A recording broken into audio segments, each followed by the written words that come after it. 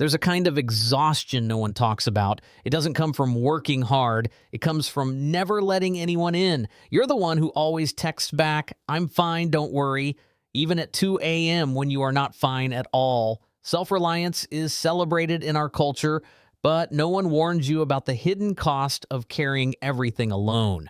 Today, we are going to talk about something real. Why asking for help can feel more terrifying than doing everything yourself. There is a thin line between healthy independence and hyper-independence. One empowers you, the other quietly isolates you. Hyper-independence is not a personality trait. It is a survival strategy. Your nervous system learned long ago to stay safe. Your brain learned a painful lesson early in life, that the only person you could truly count on was yourself. Attachment theory explains that when caregivers were unavailable, our young mind chose a dismissive-avoidant style to cope. This attachment style taught you to minimize your needs, suppress your emotions, and never rely on anyone for comfort. You learned that asking for help equals vulnerability, and vulnerability once got you hurt. So you stopped asking completely. Science backs this up. Research shows that refusing social support significantly raises cortisol, your body's primary stress hormone. Your body was never designed to carry everything alone. Doing so keeps your nervous system locked in constant fight mode. Chronic stress from emotional isolation increases inflammation, disrupts sleep, and quietly wears down your immune system over time. The price of always being okay is deep loneliness, standing in a crowd but hidden behind a thick invisible wall. You can have a full calendar, a loving partner, and good friends, and still feel completely and utterly alone inside. Hypervigilance is your brain's alarm system working overtime, scanning every room for threats that may no longer exist. When you fear that accepting help means owing someone, you are replaying an old story written in a different chapter of life. "I'm fine" is not just a reply. It is armor you put on every morning to protect yourself from possible disappointment again. Independence becomes a prison when it stops being a choice and starts being the only option you allow yourself to have. You are not weak for needing people. You are human, and humans are wired from birth for connection, co-regulation, and belonging. Here is a truth that changes everything. You were never meant to figure it all out alone. That was never the design. Think about the last time someone helped you. How did it actually feel in your body versus what your mind expected?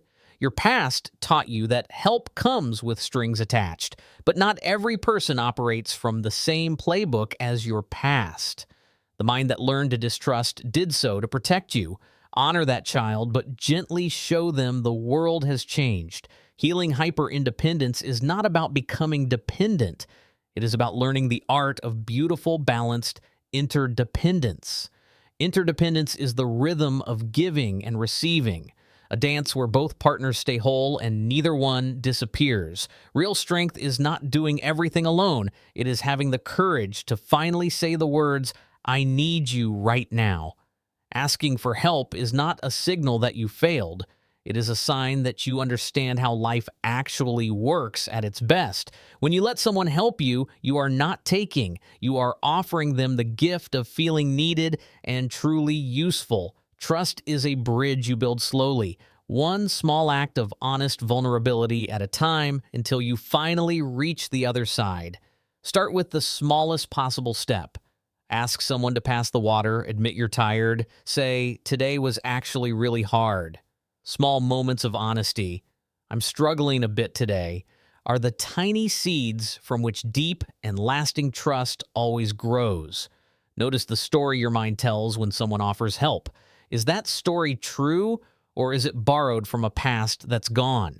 The nervous system calms when it feels safe, and safety is built through tiny repeated experiences of being held without judgment. Co-regulation is science, not weakness. When a calm person sits beside you, their nervous system literally helps soothe yours. You have spent years being the hero of your own story. It is now time to let someone else carry the torch for a while. Vulnerability is not weakness. It is the highest form of courage, the willingness to be seen exactly as you truly are. When you drop the shield, you might feel exposed, but that is exactly where the light finally finds a way in. The mask is heavy, heavier than you realize because you have been wearing it so long it started to feel like your face. You are not a burden. You are a human being, and human beings have always needed each other to survive and fully thrive. Your wounds do not make you a burden. They make you human, and sharing them is how connection becomes real and lasting.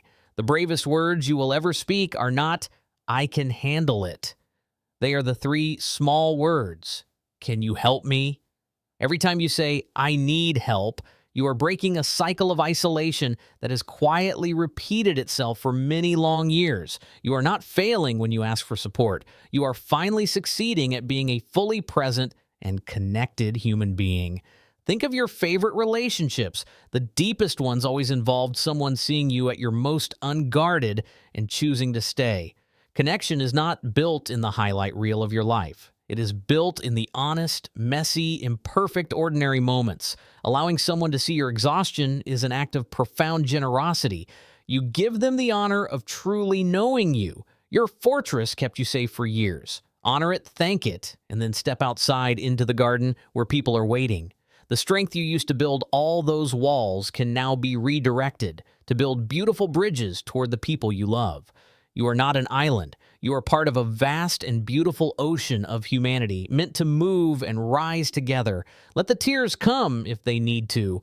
They are the rain that washes away years of dust from the armor you've been wearing. Grief is part of this healing.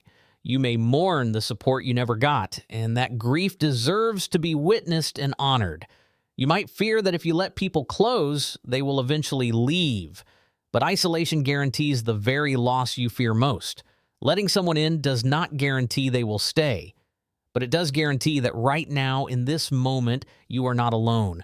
The inner child who built those walls was so wise and so brave. Now the adult you has arrived to keep that child safe. You are telling the child inside, "We are safe now. We don't have to fight every battle alone anymore. I've got us." Reparenting your inner child is not therapy speak. It is the daily practice of giving yourself what you most needed back then. Your past does not have to write your future.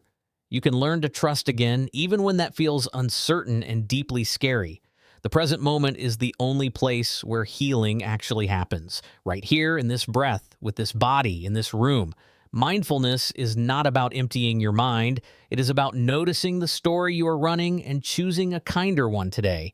Find one safe person, not a perfect person, just a person who shows up, and practice letting them see you without the mask. Therapy is one of the most powerful tools available. It is not a sign of brokenness. It is a sign of deep self-respect. A therapist is not someone who fixes you. They are someone who helps you remember you were never actually broken at all. You deserve the same compassion you so freely and generously give to the people you love most in your life every day. Self-compassion is not selfishness. It is the oxygen mask you must put on first before you can truly help anyone else. You are worthy of care, not because of what you produce or accomplish, but simply because you exist and you are here. Drop the heavy sphere of perfection. The world does not love your perfect performance. It loves your honest and real presence. You do not need to have all the answers. Not having them is actually one of the most beautiful ways to invite others closer. Life is genuinely too large to walk through alone. Your load is too heavy and your story is too important to carry solo. You have been strong for so long, and strength does not disappear when you rest. It deepens when you finally let yourself be held. Imagine your life as a garden. When you invite others in, the flowers they plant in your soil are ones you could never grow alone. Every hand you reach for is a promise you will not have to face the dark and uncertain nights of life alone ever again. You have survived your hardest storms alone. Now imagine facing them with someone beside you and feel how that changes everything. Be proud of the independence that kept you alive, and be even prouder of the courage it takes to now slowly open your heart. Love grows when it is shared, and asking for help is always the very first quiet step towards something you have always deserved. Freedom is not doing everything yourself. Freedom is knowing you have a place where you are known, loved, and truly belong. Your "I'm fine" can slowly become "I'm happy." And that quiet shift, that one small change, is the most beautiful healing of all. You are not alone in this, and millions of people are quietly fighting the same battle, and this conversation is proof of that.